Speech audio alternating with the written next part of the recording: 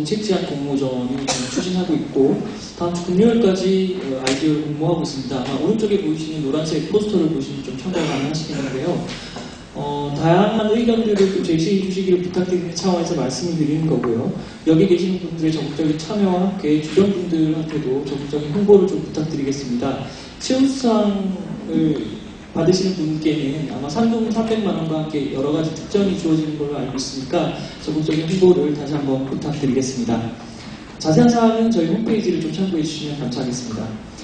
이제 주제 발표에 이어서 토론회를 시작하겠습니다. 이번 토론회의 좌장은 대한건축학회 건축복지특별위원회 위원장을 겸하고 계신 단국대학교 이재훈 교수님께서 맡아주시겠습니다. 박수 부탁드립니다. 네, 그럼 지금부터 진행은 이재훈 교수님께서 맡아주시겠습니다. 네, 안녕하세요. 이제 가을 문턱에 들어서는 것 같은데요. 이런 공간 복지를 통한 창조경제 실현 방안, 이런 좋은 주제를 갖고 토론회를 하게 돼서 매우 기쁘게 생각이 듭니다. 이런 좋은 토론회를 만들어주신 아우리의 재성 소장님께 감사의 말씀을 드리고요.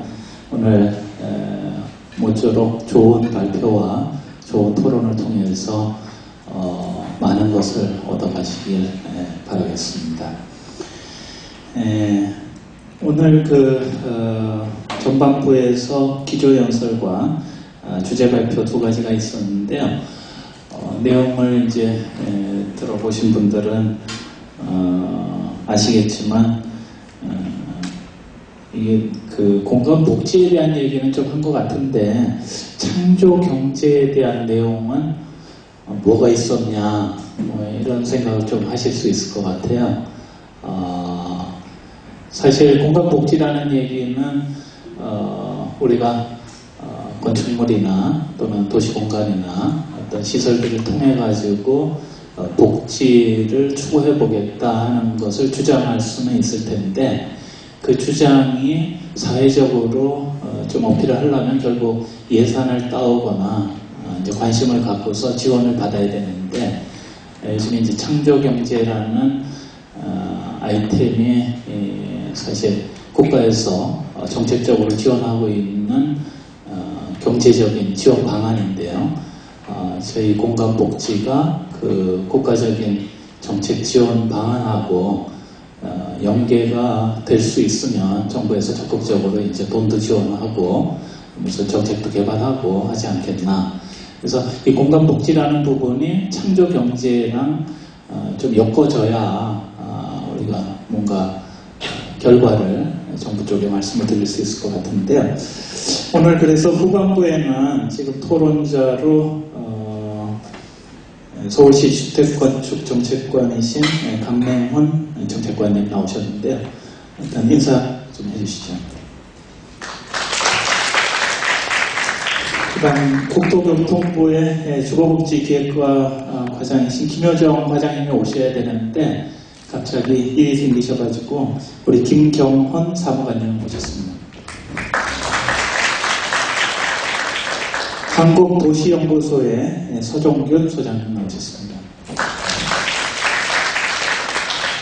주거복지연대 이사장이시면서 숙명여대 정치행정학부 경영교수로 계신 한상삼 교수님 나오셨습니다. 그래서 이 후반부의 토론에서는 이 공간복지를 어떻게 경제적인 가치로 부여시킬 것이냐, 이 부분에서 정책적인 가능성과 또 시민 쪽에서 보는 어떤 시각을 조금 포커스를 맞춰서 말씀을 해주시면 그래도 우리 청중에 계신 분들이 창조경제 뭐 이런 걸로 좀 엮어서 갈 수 있겠구나 이런 생각을 좀 하실 것 같은데요. 정책적인 부분은 조금 후반부에 말씀을 하시고 전반부에 우리 서종균 소장님부터 처음 시작을 하시면 어떨까 생각이 듭니다.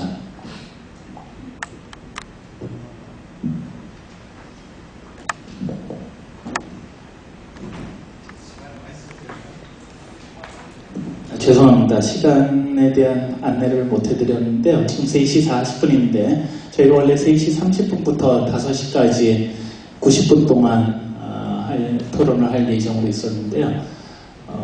일단은 5시까지를 목표로 해서 토론을 진행을 하도록 하겠습니다. 그래서 여기 토론자께서는 약 1인당 한 7, 8분 정도 말씀을 해주시고요. 토론이 끝나면 우리 발표자의 답변을 듣고요. 그다음 플로어에서 또 의견을 듣고 그러면서 자연스럽게 한번 의견을 개진하는 그런 시간을 갖도록 하겠습니다. 예, 부탁드립니다.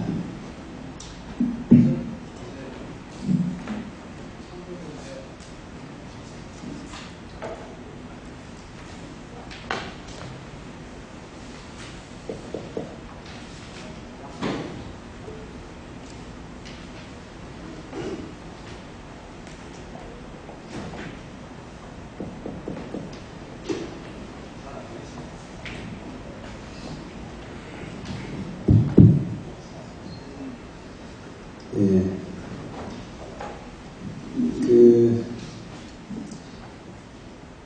창조 경제가 되려면 뭔가 있어야 되는 게 있는 것 같습니다. 그게 뭘까 생각하다가 하나 생각이 난 게, 제가 사실 여러 가지 종류의 보고서를 보다가 영국에 이런 이야기들이 하나 있었습니다. 영국에서 나온 보고서인데, 이렇게 영국에는 보통 1층에 침실이 없고 2층에 침실이 있는 경우가 많은데, 근데 노인들이 이 계단을 이렇게 올라가다가 떨어져가지고 이제 굴러가지고 이렇게 뭐 뼈가 부러진다든가 이런 사고 굉장히 많이 난답니다.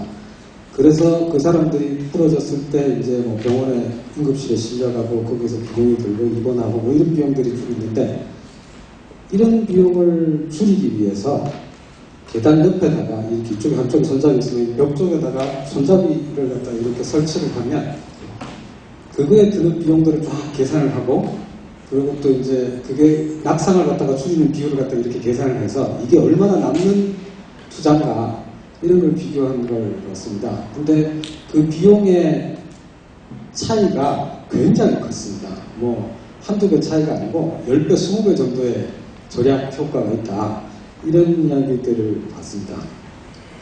이런 걸 사람들이 하게 되는 동기가 있는데, 정책적으로 그걸 선택하게 되는 동기는 위기에 몰렸기 때문입니다. 특히 재정위기 때문에 복지 예산들이 굉장히 늘어나고 의료나 복지와 관련한 지출이 사회적으로 부담스러울 때, 그리고 그게 더 이상 이런 식으로 지출하는 것들을 어떻게든 딴 방법을 찾지 않으면 안 될 때 그런 투자를 하더라고요. 그게 예방에 대한 투자고, 예방의 투자는, 대한 투자는 좋은 말로 이런 걸 해야 된다라고 주장을 해서 나오는 게 아니라, 이렇게 막판 위기에 몰린 사람들이 어쩔 수 없이 선택하게 되는 대안인 것 같습니다. 우리도 마찬가지로 아까 노인 증가율 같은 거 이런 거 쭉 보시면 알 수 있지만, 사실 그 위기가 굉장히 임박했고, 그런 식의 분석이, 그런 식의 이런 새로운 투자, 예방에 대한 투자, 그리고 또 저는 그걸 갖다가 제 전공으로 따지면 주택에 대한 복지 투자가 없으면 굉장히 큰 돈을 우리가 지불하게 될 것이다 라는 생각이 듭니다. 어쨌든 그런 식의 대안을 찾는 것들이 바로 저는 창조경제 모양이라고 생각하고, 그걸 이루는 방법 중에 하나가 요새 말로는 융합, 옛날 말로는 협력에 필요한 것 같습니다. 그런 새로운 융합된 영역, 협력하는 것이 새로운 것들을 만들어낼 수 있다고 생각하는데, 근데 이 협력이나 융합이 일반적으로는 이때까지 잘 안 된 이유가 분명히 있습니다. 협력이나 융합 이런 거 다 좋다고 생각하지만 이때까지는 왜 안 됐느냐, 이유를 찾아야지 사실 협력이나 융합이 잘 될 거라고 생각합니다. 근데 이걸 왜 안 했느냐 가만히 생각하면은 자기 걸 포기 안 해서 안 했던 것 같습니다. 이렇게 저는 오늘 여기 나와 계시는 분들이 그런 것들에 대해서 어떤 파이오니어 같은 역할을 하시는데, 그분들은 뭘 하셨을까? 라고 생각을 해보면 자기 걸 포기하셨습니다. 자기가 쭉 해왔던 영역을 갖다 포기하고 안쪽의 영역을 갖다 공부하기 시작하신 분들이에요.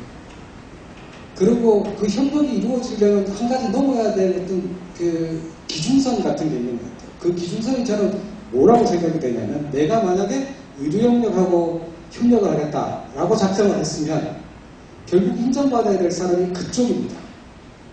이쪽에는 저는 뭐 이미 있는 거고 그쪽의 사람에게 인정을 받아야 되는데 복지나 의료 영역에 계시는 분들이 여기서 하는 이야기가 충분히 합당하고 저 사람의 전문성이 있다라는 걸 인정을 해야 됩니다. 그러니까 그쪽을 저쪽 사람만큼 잘 알지 않으면 협력이 어렵다. 적어도 어쨌든 그 기준을 그런 식으로 잡는 게 옳다고 생각합니다. 저는 그런 의미에서 파이오니어는 그쪽까지 인정을 받기 위해서는 사실은 자기 거를 포기해야 되는 게 맞는 것 같습니다. 그리고 이런 자기 거를 포기하는 거는 마찬가지로 신뢰를 얻는 방법입니다. 자기 주장을 계속해서는 자기가 익숙한 용어를 계속 써서는 저쪽 사람의 신뢰를 못 받습니다. 자기 이해를 갖다가 주장을 하지 않을 때 그리고 공통의 언어를 갖다가 다시 제시를 해줄 수 있고 그쪽도 동의할 만한 말을 써줄 때 사실 협력이 가능한 것 같아요. 그런 의미에서 저는 협력을 하는 사람, 자기 희생을 하는 사람은 다 적어도 자기 분야를 버리고 남의 분야를 더 많이 공부하고 남의 분야가 이걸 어떻게 협력을 할지를 갖다가 끌어들이기 위해서 노력하는 사람이다 라고 생각이 되고 그게 저는 변화를 만들어내는 사람이라고 생각이 듭니다. 그렇고요. 그 다음에 이제 각 분야마다 이렇게 들어가서 한 가지씩만 말씀을 드릴까 합니다. 먼저 윤영 박사님 이야기하셨던 헬스케어 기반한 주로 이제 노인들 대상으로 한 주택 부문 이걸 이야기하셨는데 전 재미는 많이 느껴졌습니다. 특히 이제 기술이 사람 생활이나 앞으로 미래를 이렇게 만들어가는데 얼마나 큰 기여를 하는가 이런 거에 대해서 굉장히 많이 느꼈습니다. 그러고 나서 저한테 제가 익숙한 포맷이 하나 있는데 그것하고 조금 안 맞는다 이런 느낌들도 또 마찬가지로 하나 느껴진 게 있었습니다. 그러니까 저는 우리나라에서 노인이든 장애인이든 기타 주거와 관련해서 좀 특별한 배려가 필요한 집단들이 갖고 있는 사람들에 대해서 어떤 정책이 만들어져야 될까라고 이제 정책의 분야들을 갖다 쭉 나눠보면 한 몇 가지 영역이 나눠지는데 그 영역하고 오늘 제시했던 것들이 사실은 약간 삐걱거린다는 느낌들을 하나 봤습니다. 그건 뭐 하나가 뭐냐면은 그런 영역에서 사실 가장 기본으로 이렇게 모든 주택에 대해서 적용돼야 될 건 아마 베리어 프리나 뭐 평생 생활할 수 있는 주택 뭐 이런 개념일 겁니다. 그런 주택을 얼마나 누리느냐가 있고 또 나머지 극단적으로 이제 가장 힘든 분들한테는 요양시설이나 이런 식의 시설 형태의 거처들이라고 생각하고 저는 그 중간에 있는 주택들을 어떻게 개념할까 생각을 하다가 보면 적어도 분명한 것은 노인에 대한 주택을 고려한 종류의 법이나 아니면 장애인에 대한 주택을 고려한 법에서 제시하고 있는 뭐 노인주택이나 주거약자주택이라는 개념은 아닌 것 같습니다. 그거는 아닌 것 같아요. 그 사이에 있어야 되는 것들은 제 생각에는 지원주택이라는 서포티브 하우징이라는 개념인 것 같습니다. 그래서 그 개념을 써서 다시 어떤 문제를 다시 봐야 된다고 생각하는데 그게 좋은 이유는 제 생각엔 딴쪽과 소통이 가능하기 때문입니다. 장애인계, 의료 뭐 이런 분야하고 소통이 가능하고 그리고 또 외국에서 이미 여러 가지 정책으로 합의된 정책 방향이기 때문에 그런 걸 썼으면 좋겠다고 생각하고 단적으로 그런 정책들이 추구하는 바는 뭐냐라고 하면 그런 정책들은 독립생활을 가능한 오랫동안 하도록 하는 걸 목표로 하고 있습니다. 그러니까 우리는 오늘은 사실은 여러 가지 독립과 의존, 자립과 의존 사이에서 이렇게 사람들의 유형을 갖다 구분을 했지만 사실은 지원주택은 독립적인 생활이 어려운 사람들의 이유를 찾아서 그걸 갖다 보완하면서 독립적인 생활을 어떻게 가능하게 할 것인가를 목표로 삼고 있고 그게 사실은 장애인계도 그렇고 보건의료계도 마찬가지고 동의하는 목표가 될 수 있는 것 같습니다. 그런 식의 합의할 수 있는 용어들을 찾아가는 노력들을 조금 더 해야 되지 않을까 하는 생각이 들었고요.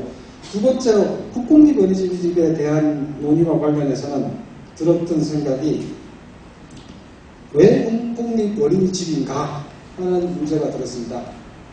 그러니까 국공립 어린이집 혹은 어린이집 일반은 현재 공공시설화 되어가는 변화 과정에 있는 것이라고 생각을 합니다. 이게 예전에는 민간의 재산이었는데 이게 점점 초등학교하고 비슷해지는 거죠. 도서관하고 비슷해지는 거죠. 근데 그러면 이게 초등학교나 도서관처럼 고려가 현재 되어야 하는가? 아니면 그것들은 어떻게 되고 있는가? 하는 부분에 대해서 좀 고민을 해야 되는 것 같습니다. 그런 면에서 보면 일단은 그러니까 필요성은 충분히 주장이 되었다고 생각을 합니다만 이게 어떤 위치에 있고 어떻게 가야 되는가에 대해서는 좀 아직까지 좀 더 보완해야 될 요소가 있다고 생각합니다. 예를 하나 들면 소유권의 문제 같은 게 있는 것 같습니다. 현재까지는 아직 국공립 어린이집을 제외한 일반적인 어린이집은 개인재산이라는 느낌들이 훨씬 강합니다. 이것들을 그러니까 우리가 보통 민간에서 사립학교들, 사립초등학교들을 갖다가 대응을 하는 것과 같은 방식으로 볼 수 있는가 아닌가 아직까지 그걸 갖다가 하기에는 조금 건너와야 될 뭔가 단계 같은 것들이 있다고 느껴지고 그 안에서의 적정한 수준 같은 것들이 있는데 이게 뭔가 바뀌어야 될 게 있는 것 같아요. 예를 들어서 거기다가 지원의 방식이나 지원이 들어갔을 때 이게 도대체 어떤 식의 자산이 돼야 될까? 진짜 공공시설이 되려면, 공공시설물이 되려면 사실 그 공공시설물이 없어질 때 그것과 관련해서 피해를 보는 사람들을 생각을 해서 그걸 대체할 수 있는 충분한 기능이 있는지를 확인을 하는 과정 같은 것들이 필요한데 이런 것과 관련한 고민들은 사실 그 재산을 어떻게 활용하는 거에 대한 규제거든요. 그런 것들은 사실 사적인 재산에 대한 규제이기 때문에 현재 민간 어린이집에 대한 규제 이렇게 대응하는 거하고 굉장히 다른 차원의 문제입니다. 그래서 어린이집을 얼마나 공공시설로 볼 건가 이런 문제가 하나 있다고 생각하고 두 번째 하나 꼭 이야기하고 싶었던 게 뭐냐면 지원 방법의 문제입니다. 아까 앞쪽에서 주로 내용에서는 지원 규모, 예를 들어 시설 기능 보강을 하기 위해서 어떤 정도의 지원이 필요하다, 현실적으로 들어가는 돈을 위해서 좀 부족하다 이런 이야기들이 있었는데 제 생각에는 지원의 규모만큼 더 중요한 게 지원 방법이라고 생각이 듭니다. 저는 보조금을 지원하는 방식이 좋을지 아니면 융자를 해주는 방식이 좋을지 고민을 해야 된다고 생각하고 만약에 융자를 해줄 경우에는 제 생각엔 융자는 그냥 이자만 맞춰주는 것 뿐인게 아니냐 이렇게 생각하면 사실 융자에 대해서 상환금을 보존하는 방식도 마찬가지겠다고 생각합니다. 근데 이런 방법을 갖다가 말씀드리는 이유는 그게 경제적으로 그 경제 주체 그러니까 그 기능 보강을 할 사람들의 경제 주체가 그 돈을 줄여서 최대한의 효과를 갖다가 뽑아내기 위한 노력들을 할 수 있는 메커니즘을 융자나 융자에 대한 상환금에 대한 보조 방식은 만들 수 있는데 보조금 방식은 그걸 하기가 조금 불리한 방식인 것 같습니다. 그래서 그 지원을 하는 방식에 대해서 조금 앞으로 고민을 해주시면 더 좋지 않을까 하는 생각이 듭니다. 이상입니다. 서종경 소장님 감사합니다. 복잡하게 여러 가지 말씀을 하셔가지고 요약 정리하기가 쉽지가 않은데요. 일단 조금 단순하게 정리를 하자면 윤영호 박사님께서 발표하신 헬스케어 기반으로 주거복지 구현을 하는 방안이 사회경제적으로 좀 부담스럽지 않겠는가.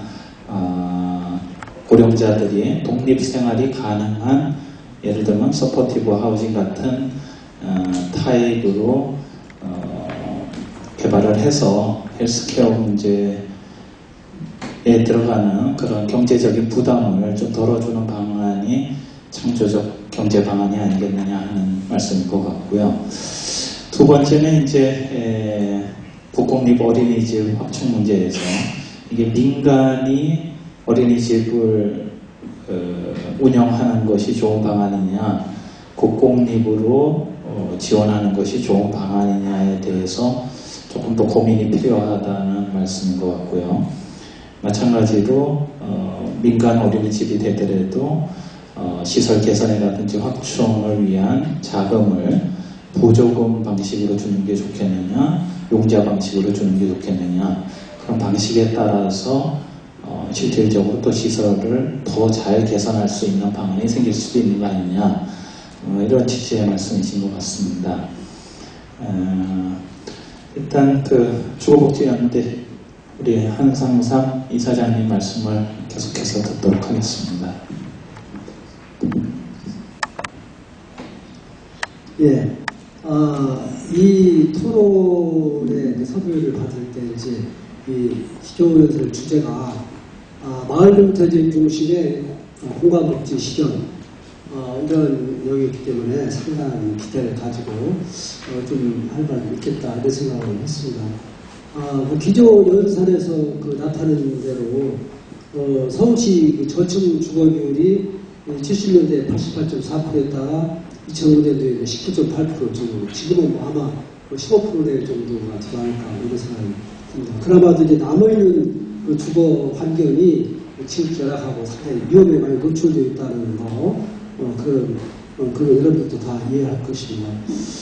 그때 내용 중에서 이제 공공과 민간의 균형을 이루는 공공적 민간이라는 그 단어도 정말 아주 마음에 들었습니다. 그런 것들이 공공적 민간이 우리 같은 시민단체가 아닌가 이런 생각도 해봤습니다. 공공이 개입한다는 것은 어떤 나름대로 이제 형평성이 생명이라고 볼 수가 있겠는데 여러분들 아시는 대로 지금 영등포 쪽방촌을 비롯해서 쪽방촌 그런 쪽방촌에 거주하는 분이 한 3,200명 정도 있고 또 지하 단칸방 거주하는 사람이 또 한 50만이 살고 있다고 얘기를 했습니다. 이번에 그건 좀 있어가지고 전국의 지방 임대아파트를 나름대로 한번 돌아볼 수 있는 기회가 있었는데 지금도 임대아파트, 공공 임대아파트에 들어간다는 것 자체가 그만큼 국가로부터 많은 그 혜택을 보고 있는 것이 아닌가. 그렇다면은 아까 기조 발전에서 나온 것처럼 저는 이번 그 토론이 남아있는 단독주택 지역, 열악한 지역 이쪽이 기회성이 좀 더 좋지 않았겠나 이런 생각을 좀 해봤습니다. 단독주택 지역을 제가 한번 돌아볼 기회를 봤는데요. 거기는 가장 심각한 문제가 이제 주차가 나는 주차 문제만 해결되면 상당 부분이 될 텐데 그 차도 좁은 골목길인데 거기 차가 차지하다 보니까 불이 나도 불가동차가 들어갈 수 없는 그런 현실이 되고 그로 인해서 골목도 다 엉망이 되는 거고 그래서 제가 이제 제 생각하고 있는 것은 그 단독주택 지역 얼마 남지도 않았는데 단독주택 지역을 주거 환경을 그 공간을 좀 잘 개선해서 예를 들어서 공용 주차장을 만들고 공용 주차장을 중심으로 지역 내 어떤 커뮤니티 센터를 만들면 어떻겠나. 1층이나 이런 데는 협동조합이라든가 신협 같은 것을 하게 되고 2층이나 3층에 주민들이 모일 수 있는 이런 커뮤니티 센터를 만들어서 한다면 이 공간을 개조함으로써 그 복지가 상당히 개선이 않겠나 그런 생각을 해봤습니다. 작년에 이제 그 건강마을이라든지 이걸 많이 이제 하신 걸로 알고 있는데 시범사업 하고 있는 걸로 알고 있는데 시범사업은 분명히 효과가 나타난다. 그때는 나타나는데 이것을 과연 어떻게 지속하느냐, 사업 관리를 어떻게 하느냐 이 문제는 숙제인데 그 부분을 거기에 소요된 그 비용이라든지 또 관리 인력을 어떻게 주체가 누가 있을 것인가 이 부분이 제대로 정립이 안 되면 시범사업은 시범사업으로 끝나고 오히려 나중에 더 열악해지는 경우를 많이 봤습니다. 이제 그런 의미에서 우리 윤용호 박사가 헬스케어 기반의 주거복지풀 주거환경 조성 방안을 말씀을 해주셨는데 여기를 보면 이제 주로 노인들 주로 이제 독거노인이 여기 핵심인 것 같아요. 독거노인들. 근데 우리가 원래 그 임대아파트를 공급할 때는 독거노인을 상대로 건설한 건 아니거든요. 가족들이 있는 사람들을 중심으로 했고, 물론 이제 가족이 들어 살다가 이제 그 세월이 흐르면서 이제 돌아가시고 그러다 보니까 독거노인의 경우가 있죠. 그런데 독거노인의 경우에 스스로 정말 식생활도 해결할 수 있는 이런 부분들, 아까 얘기한 그 3, 4분면, 4분면 이런 분들은 그러니까 의존형 독거노인 같은 경우는 이 공동주택 주거 문제로 해결해야 될 부분이 아니라고 저는 생각합니다. 그분들은 아무리 그렇게 주거 공간을 개선하고 IT를 도입하고 뭐 이렇게 한다고 하더라도 제대로 둘 수가 없고 그런 부분들이 또 그걸 개선을 통해서 자립으로 간다는 거의 불가능한 거고 살아가면서 불편함이 없다가 이제 돌아가신 그 현상 유지인데 그러기 위해서는 잘못하다가 정말 아까도 잠깐 말씀드렸지만 새로운 어떤 고려장이 될 수밖에 없다.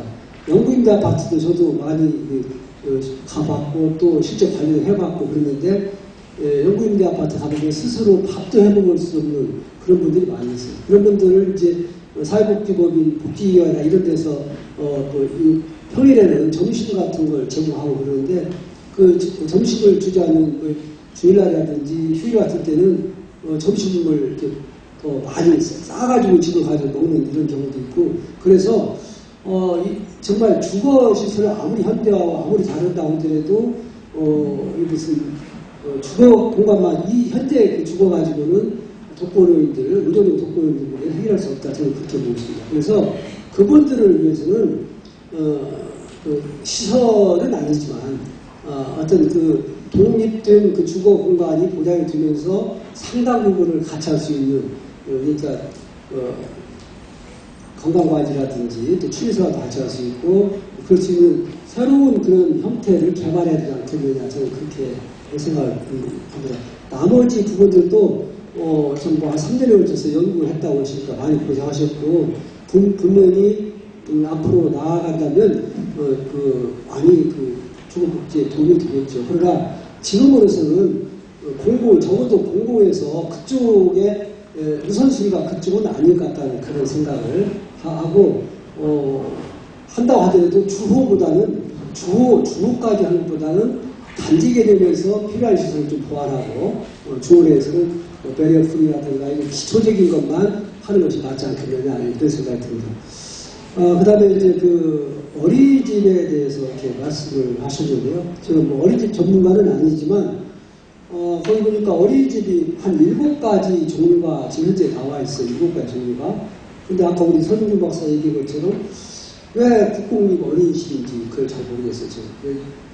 어린이집이 7가지가 있는데 현재 어린이집이 7가지가 있는데 그 현황은 어떻게 되어 있고 거기에 각각의 장점이고 단점이 뭐고 그래서 이걸 봤을 때 국공립 어린이집을 확충하는 것만이 해답이다, 대안이다 이런 게 나왔을 때 얘기가 좀 올 것 같은데 그런 부분이 조금 미흡했던 것 같고 또 그 어린이집이 그 어떤 공동체와 관련해서 굉장히 유용한 어떤 그런 자원이 된다는 걸 저는 성미산 마을에서 보고 있습니다. 성미산 마을에 그 부모들이 그 협동조합 형식으로 만들어가지고 어린이집을 만들어서 그걸 통해서 아이들이 쭉 자라가면서 이제 대안학교까지 만들고 지역공동체와 이렇게 활성화되는 걸 봤는데 굉장히 유용한 것인데 이것을 굳이 꼭 국공립 어린이집으로만 해야 되는 이유가 뭔지 이 부분을 조금 알아보고 싶습니다. 우선 이 정도 말씀드리고 다음에 또 뒤에 말씀드리겠습니다. 예, 한상삼 교수님 감사합니다. 앞서 서정준 소장님 말씀하신 거하고 맥락이 좀 비슷하게 토론이 된 것 같은데요. 의전형 독거노인을 대상으로 하는 헬스케어 기반 방식보다는 그분들을 조금 집단화해서 공동체를 형성하면서 해결할 수 있는 어떤 방안이 있지 않겠냐 하는 것이고요. 마찬가지로 어린이집도 국공립 어린이집의 이 방식이 아니라 어떤 성미산에서 보여준 것처럼 공동체에서 그 어린이 케어 문제를 해결하는 그런 방식으로 접근하는 건 어떻겠느냐 하는 창조적인 아이디어를 내주셨습니다. 그 다음은 우리 김경헌 사무관님께 좀 토론 마이크를 넘겨야 될 것 같은데요.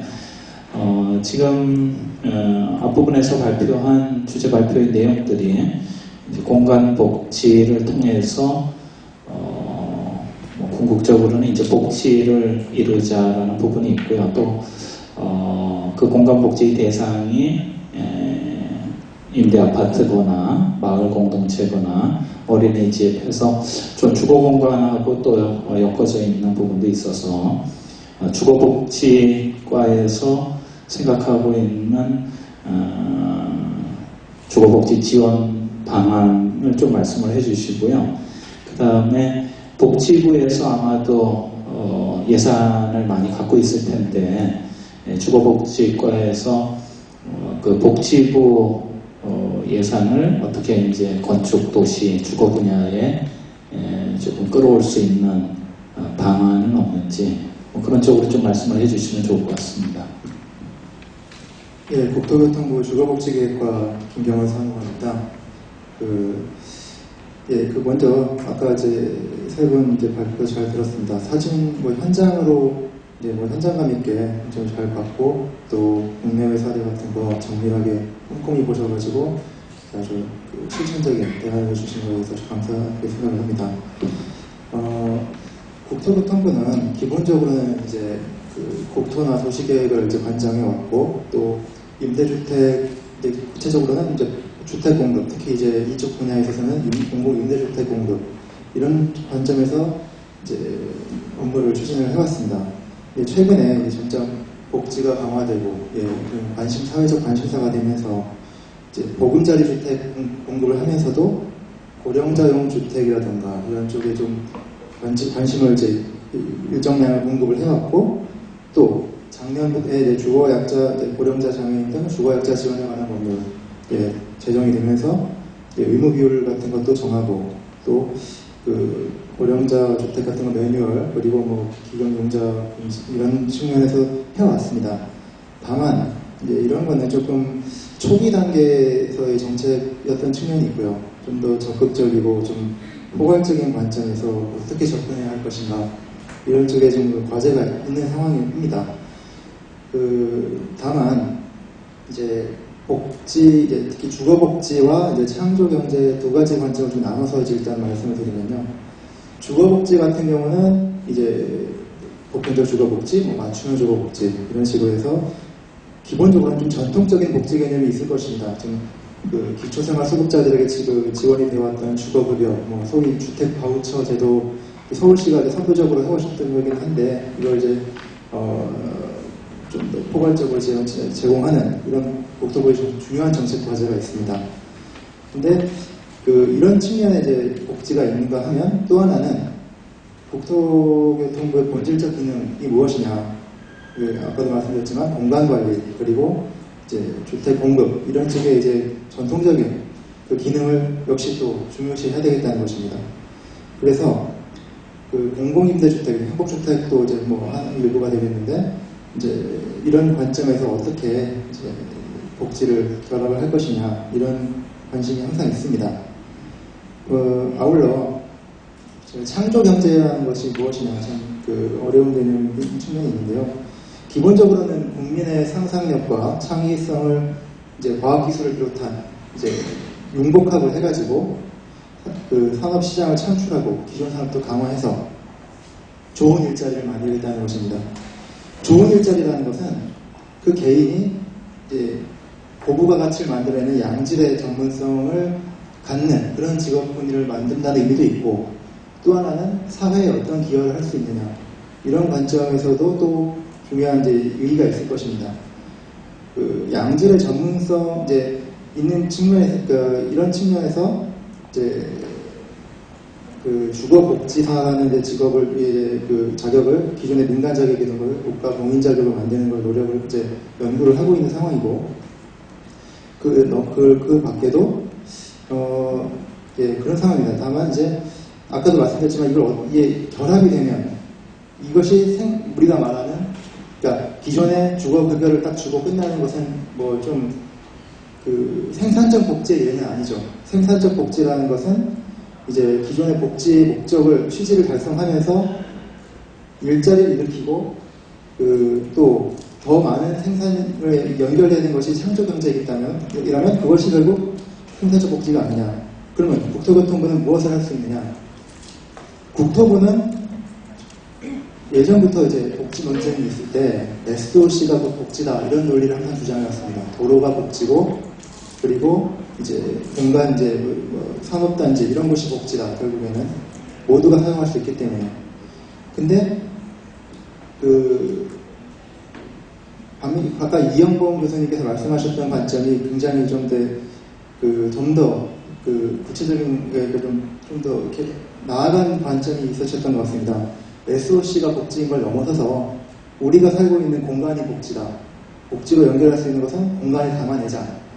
이런 관점이 있을 수 있습니다. 그렇게 해서 주택, 도시, 건축 분야라든가 이런 것들이 이런 것이 융복하게 돼야 되고, 또 하나는 그걸 넘어서서 중앙부처 단위로 보면 이제 국토부나 복지부, 교육부 등등 이런 이제 좀 분절돼 있던 관계부처들이 또 융합이 되고, 또 서울시 등 지방자치단체들이 또 현장에서 통합행정을 해주시는 그런 것이 작동할 수 있게 만드는 것이 중요하다, 이렇게 생각을 합니다. 그래서 이제 이런 관점에서는 이제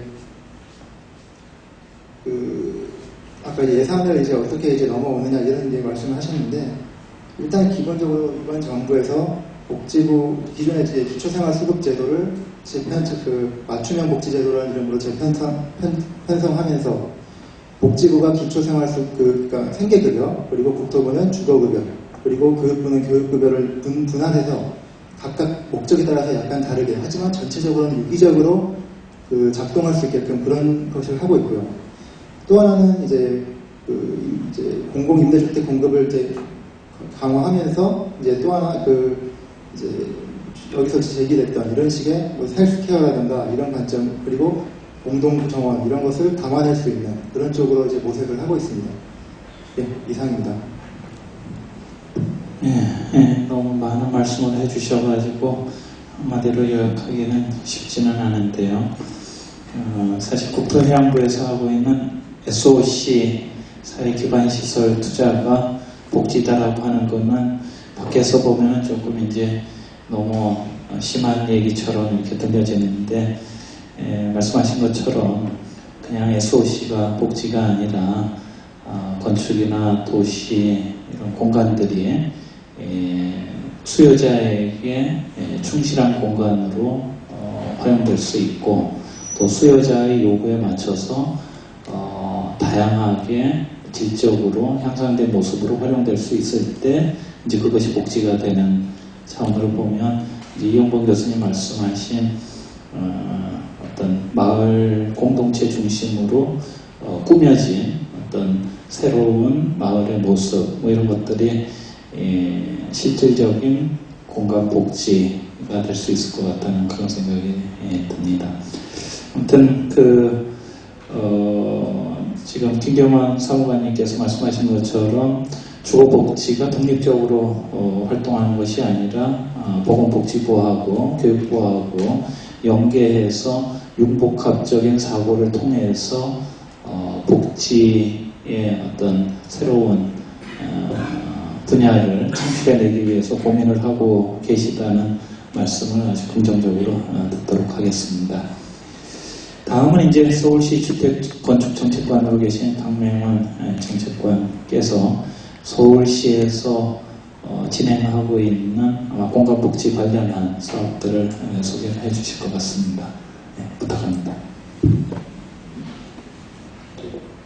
안녕하세요. 서울시 주택건축정책관 박명원입니다. 지금 조혜성 교수님 요번 이렇게 공간하고 복지하고 어떻게 연결시킨다 이런 방문에 대해서 시적절을 하다고 생각하고 있습니다. 저희도 지금 여러 가지 사업을 하고 있는 상황인데도 어떨 때는 막 이렇게 지금까지 저희 조직 자체도 복지라든지 주거 여러 가지 이렇게 섞여 있고, 또 그런 부분들이 어떨 때는 통합이나 이런 부분들 우리 내부에서도 막 고민을 하고 있는 사람들입니다. 그래서 이런 부분들이 앞으로 어떻게 정리돼야 될지 그런 게 이제 여러 가지로 남고 있습니다. 오늘 먼저 발표하신 마을 공동체 관련해서는 저희가 이영동 교수님 발표하셨는데, 저희가 장수나 백사마을 같은 경우에 지금 계속 여러 가지 마을 공동체라든지 여러 가지 사업을 지금 몇 년째 하고 있는데도 이렇게 막 잡히는 그런 것은 좀 없지만, 그래도 최소한 지금 재개발 배제구역 같은 경우는 주거환경관리 사업으로 해가지고 이렇게 공동체 사업을 할 수 있는 거점 마련을 하려고 일단 건물을 매입한다든지 아니면 필요한 시설을 갖다가 우선 하고 있습니다. 그래서 이런 부분들이 어떻게 앞으로 더 진행될지 저희도 계속 이게 이제 운영 주체들과 이제 협의를 해 나가야 되는데, 일단 저희가 공간을 마련하는 사업에 대해서는 좀 이렇게 여러 가지 투자를 하지만 지금 실제로 그게 일어나는 일들에 대해서는 계속 지속적으로 바라보고 있습니다. 그리고 헬스케어 기반 이런 부분에 대해서도 지금 윤영호 소장 이야기하시는데도 저희 이제 건강복지실에서 저희가 저기 뭐 복지 공동체 공모 사업 해가지고 뭐 어르신이나 장애인들 어떻게 하면 자발적인 단체나 주민 그 자활을 할 수 있는 그런 여러 가지 사업을 공모를 하고 있는데 이 부분들도 뭐 지금 계속 시범 사업으로 지금 진행되고 있습니다. 그리고 이제 국공립 어린이집 이 부분에 대해서는 여러 가지 복잡하기 때문에 저희가 임대주택 공동주택으로 나누어서 제가 잠깐 말씀을 드리고 합니다. 저희 서울시가 주거복지 뭐 기준선 이렇게 이야기하면서 어느 정도 상향을 했는데 저희 지금 주거복지에 가장 지금까지 우리나라에서 많이 했다고 하는 게 영구 임대주택 공급 사업입니다. 그런데 실제로 거기에 있는 사람들이 옛날 자살도 많이 살고 또 저희 시장도 거기 가서 직접 이런 곳에 사람이 살고 있습니다라는 그런 그 일도 있었고 그런 뭐 여러 가지 있었는데 그러다 보니까 그게 저희가 바우처를 하면서 바우처 받고 있는 사람들이 가장 가고 싶어하는 데가 이게 아파트를 받고 싶어하는 그 영구 임대주택이나 이런 걸 받고 싶어합니다. 그런데 실제로 거기 있는 사람들은 또 나름대로 고민이 있고 또 뭐 여러 가지 자설도 있고 도리어 더 마음이 항폐화되고 또 거기서 벗어나지 않으려고 하는 그런 문제들이 많았습니다. 그래서 저희가 어떻게 그 공간적인 관리를 어떻게 하고 복지를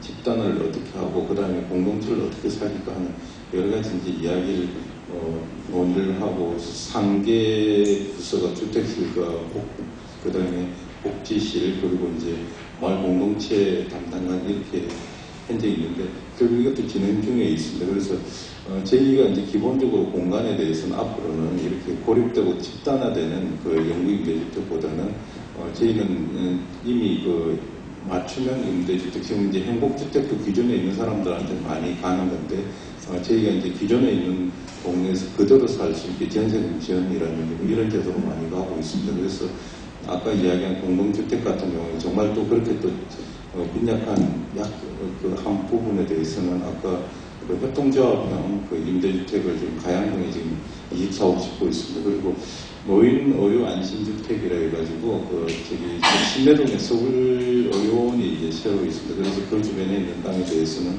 별도로 저기 노인들만 위한 그 임대주택을 짓습니다. 그러면 그 바로 병원이 옆에 있기 때문에 할 수 있는데 이게 이제 어떻게 보면 저희 서울시가 참 부담이 되는 게 임대주택을 지으면 뭐 국고라든 이런 일정한 부담을 이제 저희가 지원을 받게 돼 있는데 제일 큰 문제가 이렇게 입주자 선정을 갖다가 저희 임의대로 하게 되면 지원을 못 받게 돼 있습니다. 그러다 보니까 이제 그 공동 그 협동조합형 임대주택 이런 것은 완전히 서울시 예산으로 100% 들어가고 그 다음에 또 아까 노인 안심, 의료 안심주택이라 해가지고 노인들을 갖다가 그 지역에 따라서 의료원이 있으니까 바로 이제 접근될 수 있는 것들도 저희가 이제 한 180실 정도 신내동 고칠 텐데 그런 부분들도 어떻게 보면 이제 시대의 변화에 대해서 엄청나게 여러 가지 변하는데 이제 제도적으로 이제 좀 약간 이 불리한 그런 부분들이 있습니다. 그래서 저희가 이야기하는 이런 임대주택들은 보통은 하위 소득계층은 한 5% 내지 10% 아니면 또 30% 이하를 대상으로 이렇게 많이 이렇게 주거복지를 이야기를 하고 있는데 실질적으로 저희가 이제 이렇게 그 사람이 살다 보면 꼭 소득계층이 아니더라도 시대에 이렇게 따라서 약자가 되는 경우가 있습니다. 부녀자가 되든지 어린애가 되든지 노약자가 되든지 그래서 지금 현재는 저희가 뭐 다양한 부분보다는 일단은 공동주택에 대해서 지금 현재 잘 아시다시피 공동주택 부대복리시설 기준들이 계속 바뀌어져 왔습니다. 그래서 용적률이 완화가 되고 그리고 전에는 아예 배제됐다가 이제 조례에 의해서 저희가 서울시 조례 같은 경우에는 어린이집, 경로당, 도서관, 회의실, 뭐 공동창고, 공동작업실 이런 분들은 커뮤니티 시설 같은 경우에는 전부 다 해제를 용적률에 산정이 안 되고 있습니다. 그런데 이제 또 이걸 갖다가 법적으로 지금 이제 막 이렇게 평균적으로 나눠가지고 이렇게 이제 어린이집 몇 회배, 그 다음에 노인지 경로당 몇 회배 이렇게 쫙 쪼개놨는데, 그래서 그거는 그 아파트 단지에 맞춰서 총량제로 노인이 많이 살면 노인정이 크게 있고 어린애가 많이 살면 어린애가 그 총량의 범위 내에서 하는 거로 이렇게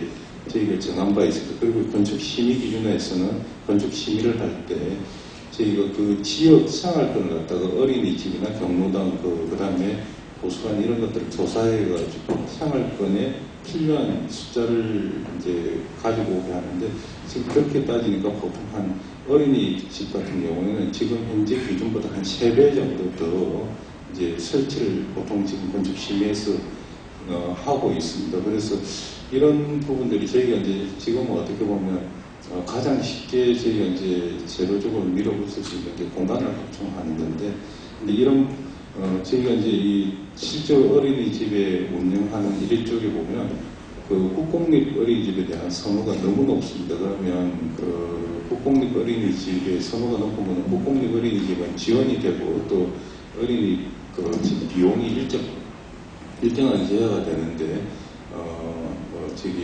민간 어린이집은 가격이 여러 가지 천차만별이 되다 보니까 사실은 이제 너무 저희가 확충을 해도 지금 민간 쪽에서 또 반발도 일어나고 그렇게 합니다. 그런데 그래도 저희가 이제 그 세부적인 거는 떠나서라도 일단 공간을 좀 확보하는 거에 대해서는 지금 저희가 이제 사람과 장소 중심의 창조적 정비계획 운영 지침이라고 일단 한 6월달에 발표한 바가 있습니다. 그래서 이렇게 공간을 지금 확충을 하고 있는데, 저희가 이제 이게 계속적으로 일단은 어느 정도 공간 확보하는 게 지금 앞으로 이제 한 1000세대 이상 되면 상당히 많은 그 주변 지역까지도 밖에 그렇게 지금 그 공간을 이제 확충을 하고 있는데, 이렇게 소프트적인 운영에 대해서 어떻게 비용을 더 들을 것인지, 어떻게 이제 받아들일 것인지, 어떤 대상으로 할 것인지. 만약 국공립집이 되면 아파트 주민이 우선 입주권이 없어집니다. 국공립이 되면 저희가 저소득층이나 이렇게 저희 기준에 50% 우선 가기 때문에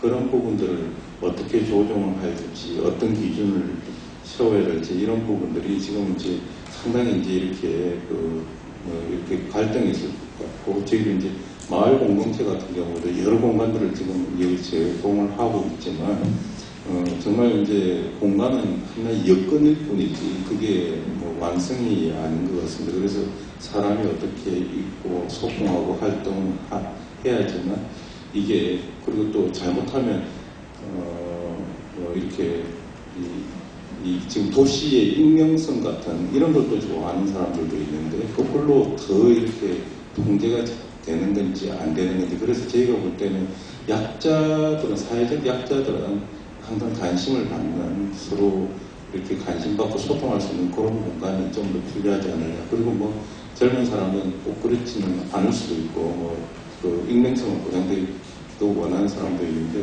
그래서 계층에 따라서 삶의 질이 보장되는 이런 방법이 이제 이게 요번 아우리에서 발전을 하였지만 계속적으로 이렇게 좀 이 발전이 되어서는, 뭐 지금 정부도 국가 행복보다 국민 행복이 우선이고, 저희 서울시도 사람 중심의 사람 행복이 이게 전체적인 이제 어느 정치나 뭐 누가 들었으든지 이렇게 가는 하나의 대세인 것 같습니다. 이 점점 이제 개인이 행복해져야 되고 개인의 삶의 질을 어떻게 판단을 해야 될지, 그런 부분에 대해서는 대부분 개개인이 좀 행복해져야 된다 이런 부분이 있는데, 뭐 분류가 너무 일정한 분류가 아니고 이 다양한 분류에 대해서 다양한 방식 이런 것들이 많이 연구가 되시고 거기에 대한 유행도 좀 개발되었으면 합니다. 고맙습니다. 네, 감사합니다. 서울시의 주택 관련해서 복지 차원에서 시행하고 있는 사업들을 아주 일목요연하게 쭉 리스트업을 해주셨고요. 또 그 다양하게 많은 복지, 주거복지 사업들을 실제 현장에서 실행하면서 겪는 디테일한 어떤 문제점들도 좀 말씀을 해주셨는데, 결국은 맞춤형으로 이렇게 세분화되다 보니까 법 제도가 따라오지 못하는 부분들, 그런 부분들이 좀 서포트가 돼야 될 부분인 것 같고요. 또 결국 그런 소프트웨어를 담는 공간 확충 문제, 이제 점점 서울시도 공공용지가 없어지는 부분에서 지금 행복주택도 철도부지나 유수지를 이제 활용을 하고 있는데, 사실 건축 도시 공간 연구하시는 분들이 도시 공간 중에서 창조적으로 새로운 공간을 어디서 찾아낼 것인지 그런 것도 좀 고민이 필요한 부분 아닌가. 건물과 건물 사이에 어떤 짜투리 공간 같은 것도 뭐 활용할 수도 있고, 그런 것들이 결국 공간을 새롭게 창조하는 것도 창조 경제의 어떤 방안이 될 수 있을 것 같다는 생각이 듭니다. 자, 이제 토론자들의 토론을 마치고요. 그 토론 내용에 대해서 발표자들께서 좀 답변, 대응 토론을 좀 해주시면 되는데요. 오늘 아침에 제가 모 신문을 보는데 미래창조부의 최문기 장관께서 창조경제